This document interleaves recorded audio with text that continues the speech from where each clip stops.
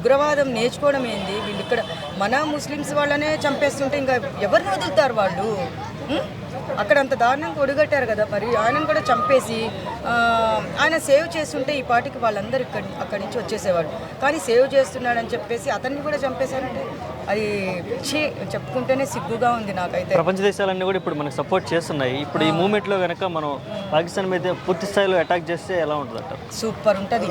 అందరూ ఏకమైవ్వాలి, అందరూ ఒక్కటైపోయి పిడికిలు బిగించి అదే చెప్తారు కదా, మనం ఏందో అని చెప్పేసి వాళ్ళకి పాకిస్తాన్ నా కొడుకులకి చూపించాలి.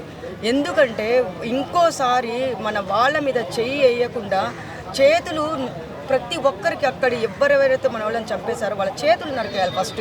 ఎందుకంటే సామాన్యంగా చంపొద్దు, చావంటే ఏంటి అని చెప్పేసి బతికుండంగానే వాళ్ళకి నరకం చూపించాలి.